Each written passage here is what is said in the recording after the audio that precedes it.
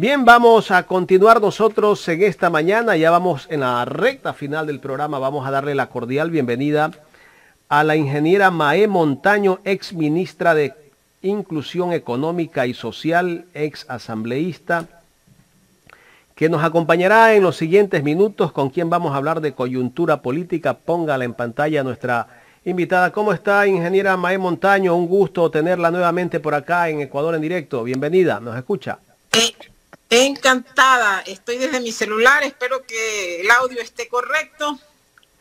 Mi lacto me abandonó hoy, así que estoy aquí con ustedes para mantener este diálogo con mucho gusto. Encantada a quienes nos escuchan y nos ven ahora también. Entonces, pues un gran abrazo, un gran abrazo. Gracias a usted, la escuchamos perfecto, ingeniera Mae Montaño.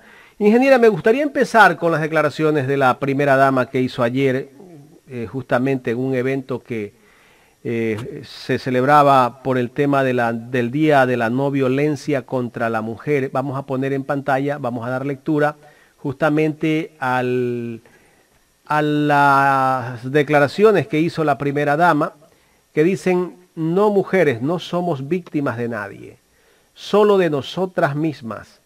Si nosotras no nos hacemos respetar, nada va a cambiar. Hoy no hablamos solamente de mujeres, hombres o niños. Todos son vulnerables y nadie se merece ser tratada mal. No nos acostumbremos a tratar mal. Tenemos que fundamentar nuestra vida en valores y los valores nos van a llevar a decir: no, me voy a frenar. ¿Qué le parece este tipo de declaraciones que ayer fueron tendencia en las redes sociales, en el Twitter, que justamente mucha gente hizo crítica fuerte hacia la primera dama? Bueno, creo que ya se ha hablado suficiente, ha recibido, supongo yo, las críticas, las observaciones, y pues bueno, ya quedan a consideración de ella y del gobierno. Yo me voy a quedar con esta frase que me parece con la que ustedes calificaron los hechos en el segmento anterior, que es desafortunadas las declaraciones de la primera dama. Ella es una persona a la que respeto muchísimo, es una excelente persona, así que creo que esas expresiones que a lo mejor quiero interpretar, tuvieron el interés más de motivar a las mujeres, de alimentar el autoestima de las mujeres, pero el contexto en el que se dio en el lanzamiento de un programa oficial, cuando estos temas, que por supuesto tienen un impacto también político, porque es así, político social, en un tema complejo, en un tema muy sensible, primero hay que definir cuál es la línea y el mensaje que el gobierno, porque era una propuesta del gobierno, no era un foro en donde podíamos respetar, claro, en democracia se respetan los diferentes criterios y podíamos respetar las opiniones de la primera dama, sino que era en el contexto de lanzamiento de una campaña del gobierno en donde debieron definir con mayor precisión cuál es la línea discursiva, cuál era el mensaje que en un día tan importante el gobierno quería dar, y por tanto ella estaba ahí más que como primera dama, como una vocera del gobierno, porque así fue como pareció, ¿no? Entonces no era María de Lourdes persona, sino María de Lourdes vocera del gobierno, y su discurso tenía que haber estado más ajustado a esa realidad, o caso contrario, pues pudo haber acompañado sin dar un discurso que ha causado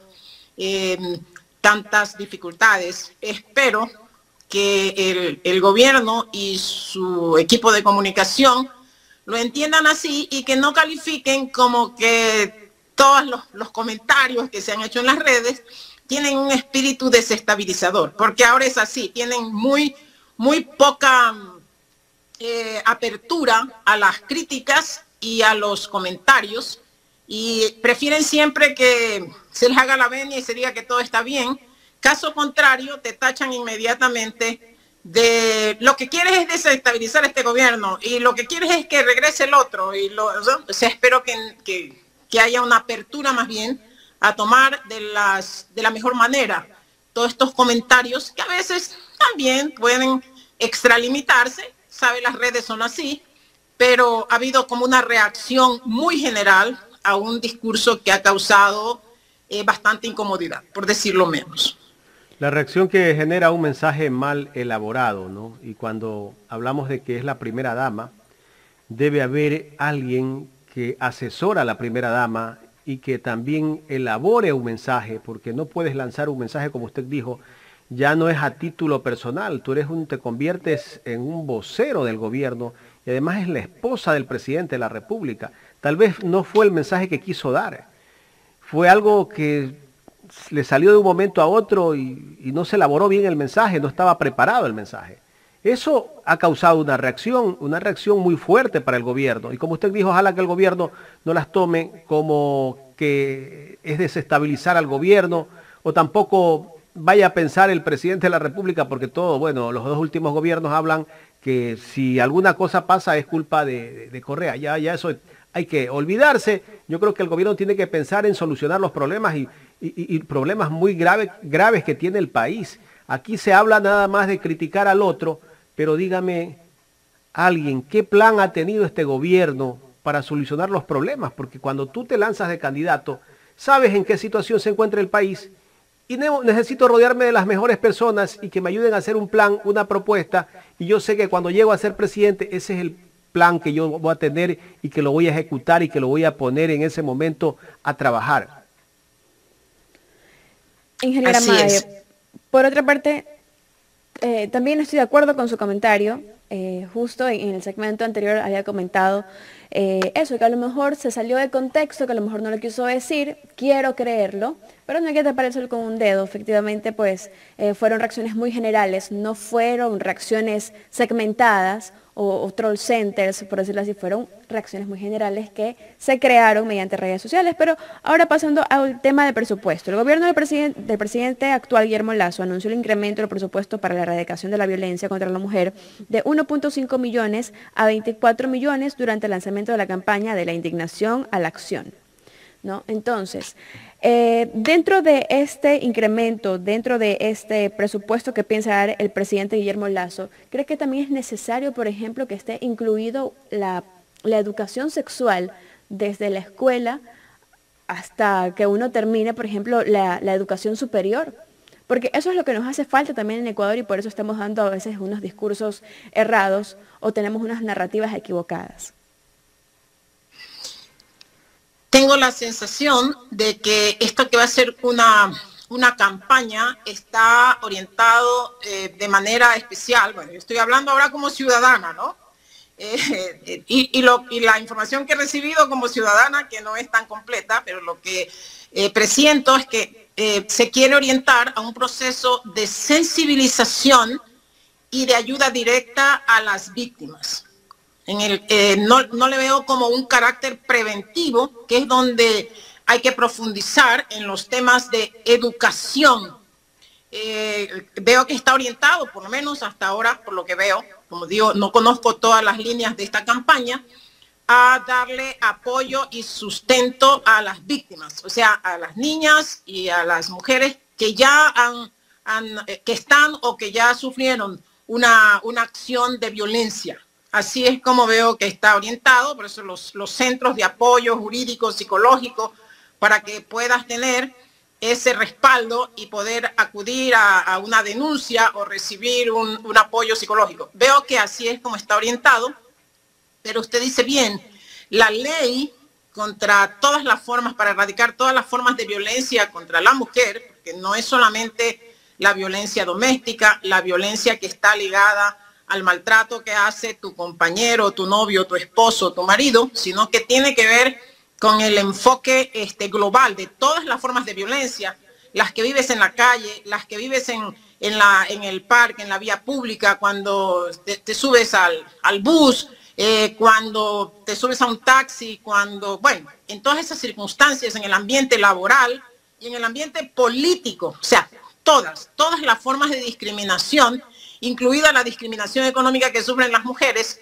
cuando a los hombres se les valora más por su trabajo a través del sueldo, del honorario, y a la mujer se valora menos. O sea, el contexto global. No sé si la campaña tiene todo este enfoque, supongo que por el monto presupuestario no, y ahí es donde la educación, muy bien lo ha planteado, una educación en valores, una educación para tener un entendimiento real de la problemática en el contexto no solamente social, sino en el contexto político, porque todo el sistema funciona de manera patriarcal, como se dice, pero que hay otros conceptos que también son aprendidos, desde el hogar, sí, desde el hogar, y que se refuerzan en tu relación pública, con tus amigos, con tus compañeros de trabajo, en la escuela, en la universidad, cómo te forman, todos esos temas tienen que ser tocados profundamente, pero hay otros temas de coherencia. Por ejemplo, si un gobierno dice que apoya la defensa de los derechos de las mujeres, en los hechos debería representarlo. Por ejemplo, en la estructuración de su gabinete, en la estructuración de sus equipos de trabajo. Si un gobierno dice que quiere actuar profundamente en los temas que tienen que ver con derechos de las mujeres y la erradicación de la violencia, debió, por lo menos yo no sentí que estaban representadas ahí las distintas organizaciones de la sociedad civil que tienen una historia, y las feministas, líderes y activistas en defensa de los derechos de las mujeres que tienen décadas. Yo que he militado también en esas acciones, o sea, nos hacen creer como esto es un invento, es ahora que surgen estas iniciativas. No, hay una historia, hay unas activistas, hay unas mujeres, hay unas organizaciones que se la han jugado todo, y que han dado todo, su dedicación, su esfuerzo, para mostrar ahora avances, porque no estamos como hace 4 o 5 décadas atrás, cuando empezamos en los 90s y conseguimos primero las comisarías de la mujer y la familia, y luego el tema de las cuotas, y todos estos temas que han permitido más visibilización de las mujeres en ciertos espacios, pero que nos dejan una deuda grande en ciertos temas, como el tema de la violencia. Hay rostros, hay experiencias, hay testimonios de mujeres, y no he visto que han sido convocadas, porque no estamos iniciando, como se diría, desde el principio. Tenemos que reconocer que hay una historia. Así que todos estos temas y estos mensajes, cuando se le dice al gobierno que tiene que abrir espacios de participación, a lo mejor estos discursos dados en la apertura podrían haber tenido un contenido más realista.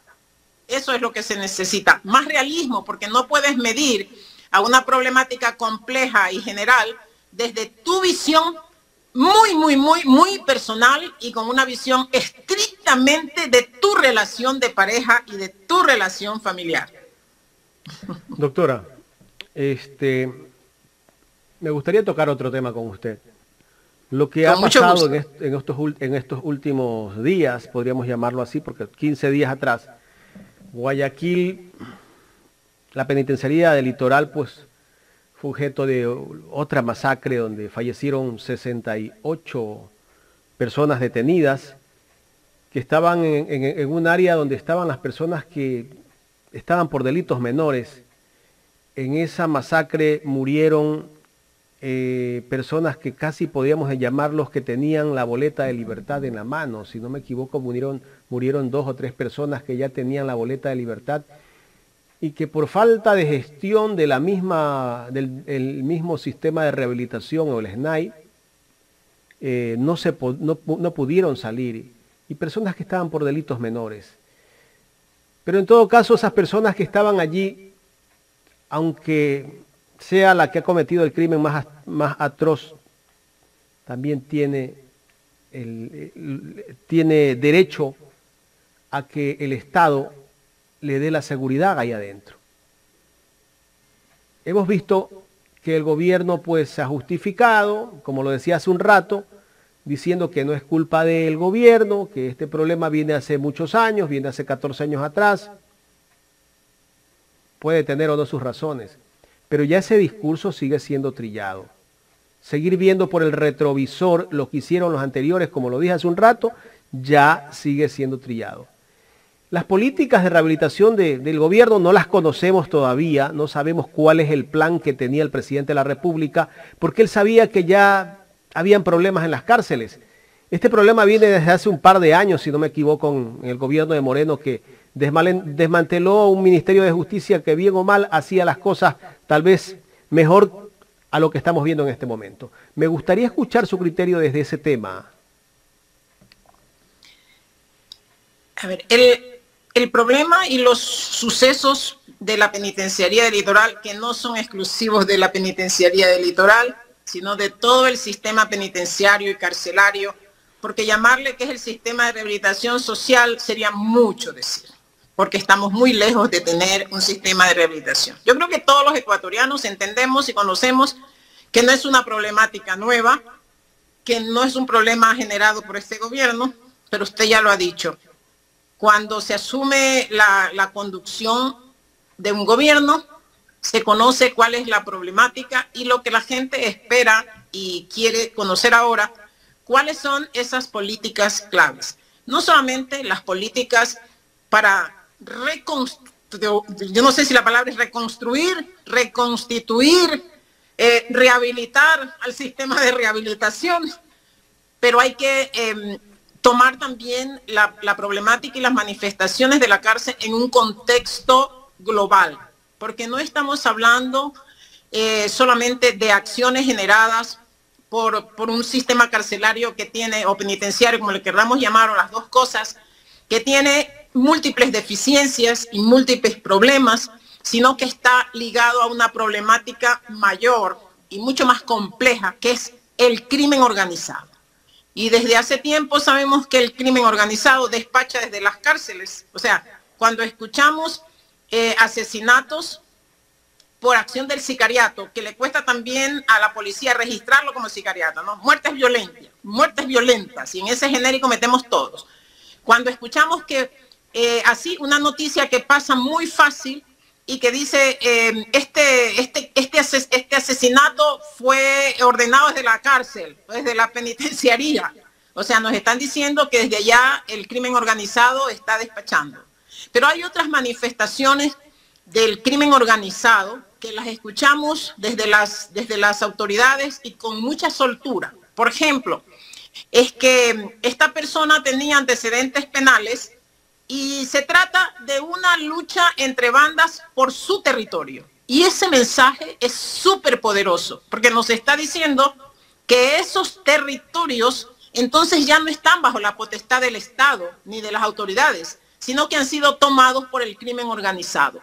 Y esa angustia la viven los pobladores de algunas ciudades, ya sabemos cuáles, y de algunos sectores en donde el crimen organizado está presente ahí con su negocio, y ya sabemos cuál es, no solamente el microtráfico, el tráfico de drogas, pero también el tráfico de personas, la trata de personas y el tráfico de armas. O sea que son una multiplicidad de manifestaciones criminales unidas a esta otra problemática que no se habla en el contexto de la problemática de la penitenciaría del Litoral y de las otras cárceles, a la corrupción de funcionarios de alto nivel en todas las instancias, inclusive de aliados políticos, porque este crimen organizado que maneja harto dinero, porque es un negocio criminal, también financia campañas. Y lo que queremos es escuchar del gobierno un enfoque global de una problemática que está causando tanto, pero tanto daño a la sociedad, porque esta alianza de la corrupción y del crimen organizado está desangrando al país.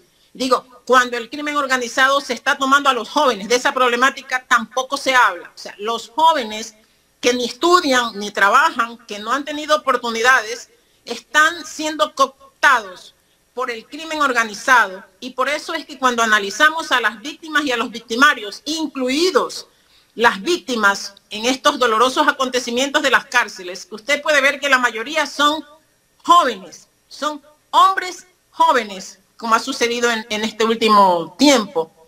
y algunos sin tener realmente una acción criminal potente. Pero hay que decirlo, el crimen organizado se está tomando al recurso más valioso de una sociedad, a nuestros jóvenes, convirtiéndolos en víctimas y en victimarios. Porque cuando vemos a los sicarios también, cada vez son más jóvenes. Entonces hay una problemática compleja que toca lo económico y de lo cual no se habla. Entonces, uno de los temas y de las cuestiones que están pendientes, porque nadie le está diciendo al presidente y al gobierno que ya tiene que resolver. Lo que queremos es escuchar cuáles son esas políticas, esas acciones sostenidas e integrales, no parciales, porque ahorita que las Fuerzas Armadas estén en la penitenciaría y estén en las calles, sirve para apagar el incendio, pero no va a resolver o no va a iniciar una solución profunda, porque además en estos últimos tiempos hemos escuchado desmantelamiento de bandas que están en el tráfico de drogas o en el tráfico de armas, en donde han aparecido efectivos de la policía y militares en servicio activo. O sea, la problemática es compleja. Entonces le decimos al presidente que dos cosas ofreció y que deben ser cumplidas. Primero, y tiene que iniciarlo, o sea, eso es lo que estamos diciendo. En estos 6 meses ya hay que iniciarlo. La conformación de una comisión internacional contra la impunidad y la corrupción, porque hay que encontrar a las redes de cuello blanco. O sea, a los altos funcionarios que están metidos en la justicia, en la fiscalía, en la política, en los altos cargos del gobierno, en la policía y en el ejército, en la marina, no sé dónde. O sea, estos que se han infiltrado en las distintas instancias públicas y del Estado tienen que ser identificados y tienen que ser investigados y tienen que responder. O sea, no solamente las mafias en las cárceles tienen que responder estas redes, pero también hay empresarios y también hay entidades del sistema financiero que tienen que ver con el lavado de este dinero. O sea, el tema es más complejo, es más fuerte. Necesitamos una comisión internacional. Usted lo ofreció, presidente, dijo que con el apoyo de las Naciones Unidas iban a venir estos entes, estos investigadores autónomos, para que puedan encontrar quiénes son todas estas personas que están usufructuando de las fortunas y de los bienes, de la corrupción y del crimen organizado. Y lo otro es, ¿cuándo recuperamos lo robado, presidente? ¿Cuándo iniciamos ese proceso? Y lo que le estamos diciendo que queremos tumbar al gobierno, por Dios. Es una posición crítica para decirle, porque luchamos por eso y por eso lo conocemos y lo defendemos, que desde el 14 de mayo de este año está publicada la ley de extinción de dominio, con todas sus debilidades, porque a lo mejor habrá que plantear una reforma y ojalá este gobierno tenga la valentía para hacerlo, pero ya está esa herramienta y el presidente tenía que elaborar y dictar ya el reglamento de esa ley para que entre en aplicación y ese reglamento no está listo para que la ley de extinción de dominio empiece a recuperar lo robado por la corrupción y lo generado por el crimen organizado y resarcir en algo a la política social que tanto necesita. Estamos conversando con la ingeniera Montaño y bueno, en este caso, pasando a otro tema de coyuntura política de Ecuador, acerca de los Pandora Papers. Se nos ha desviado un poco la mirada por tantos casos de corrupción que tenemos, por tantas aristas que se han presentado actualmente en el país, pero esto también es una desventaja para el actual gobierno. Como usted lo mencionó hace un rato, queremos respuestas. Vamos a plantearlo de esta forma. El dinero yo lo gano, puedo hacer con ello lo que se me dé la gana, pero viene a ser un problema cuando efectivamente, ya lo han dicho muchas personas, muchos ciudadanos, muchos analistas, muchos políticos, es cuando no se pagan los debidos impuestos. Ahora, mediante estas acusaciones que tiene el presidente Guillermo Lasso y el silencio que mantiene, lo deja más en desventaja para que también disminuya esta cuestión de la credibilidad que tanto necesita tener en el pueblo y que no recuerda que el 47% de la población no es partidario de él. Es el momento en que el presidente y su gobierno tengan mayor capacidad para escuchar.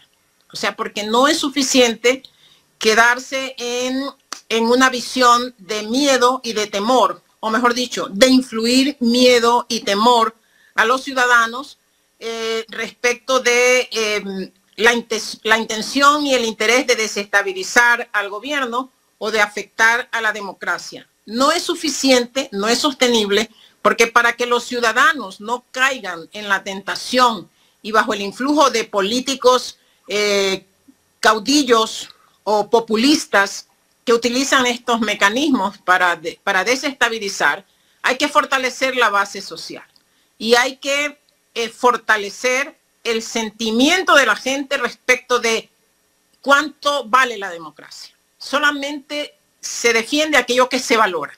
Si el ciudadano siente que a través de la democracia va a encontrar solución a su problema de hambre, porque sus políticos, porque sus autoridades de las distintas instancias están preocupados por un problema social tan grande, si las personas que están en la pobreza extrema y en pobreza o en la clase media emergente que vive angustias económicas profundas, siente que sus necesidades y aspiraciones están siendo consideradas y entiendas, no estamos diciendo que ya en 6 meses hayan sido resueltas, no. Estamos diciendo que la gente tenga ese sentimiento de estar respaldado, de que hay un gobierno que quiere su bienestar, pero lo tiene que sentir profundamente.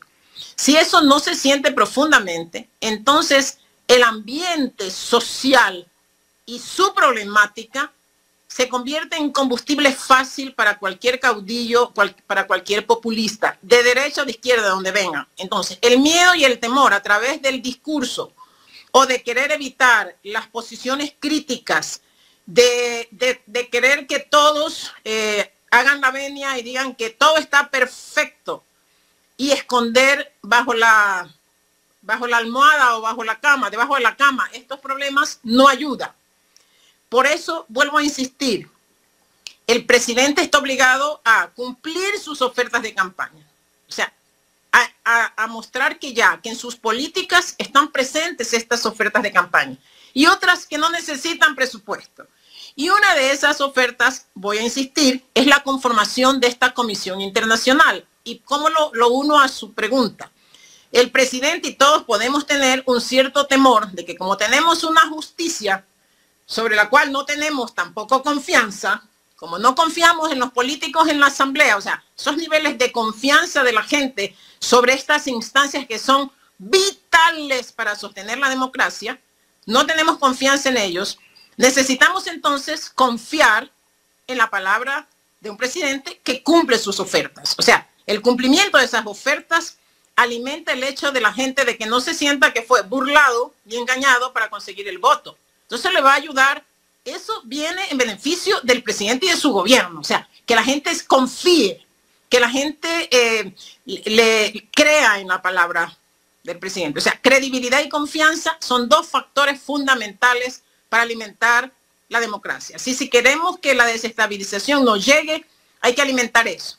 Y entonces, en esta investigación, como no tenemos confianza en estas instancias políticas y judiciales, una comisión internacional autónoma que esté por encima del Ejecutivo, así que no dependa del Ejecutivo y que tenga la autonomía para apuntalar, para apoyar fuertemente el trabajo de la Fiscalía y de la Judicatura, serían vitales en este momento. Sería lo mejor que le podría pasar al presidente, mostrar ese desprendimiento de no tengo nada que esconder, aquí están mis bienes, este es mi ejercicio como empresario, este es mi ejercicio como banquero, lo pongo a disposición de una comisión imparcial para que investigue sin presiones, sin condicionamientos y sin la influencia ni de los políticos de la Asamblea, ni de una justicia que está, por lo menos, por decirlo menos, contaminada, pero ni de organismos de control.